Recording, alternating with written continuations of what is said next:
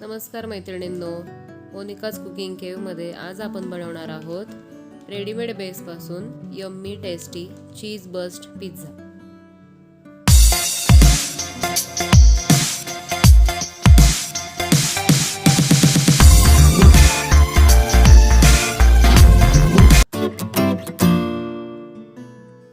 सर्वप्रथम आपण pizza sauce बनवून घेऊया। यासाठी मी थोड्या तेलामध्ये उभा कांदा परतवून घेत आहे।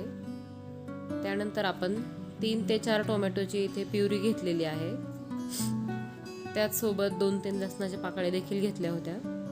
मीठ टाकून आणि चिली फ्लेक्स टाकून आपण याला बारीक गॅसवर टोमॅटो केचप टाकून आपला पिझ्झा सॉस आता रेडी होणार आहे।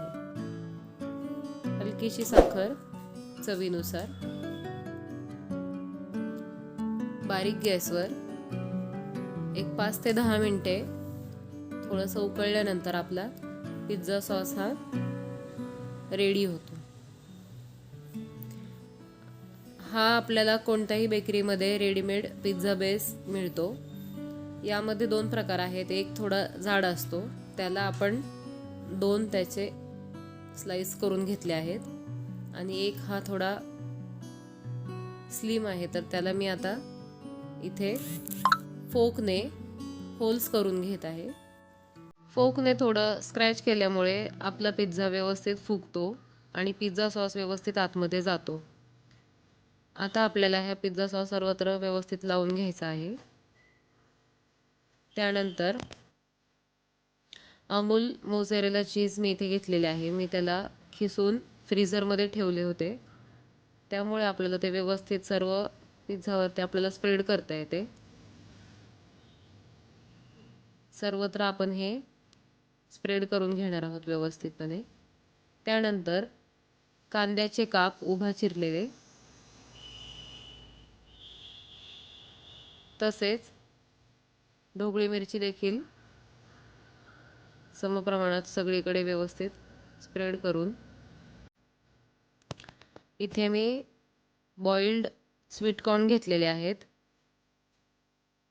ते देखील सगळीकडे व्यवस्थित लावून आपल्याला त्यावरती अमूल चीज हे मी खिसून व्यवस्थित सगळीकडे पसरवून घेत आहे।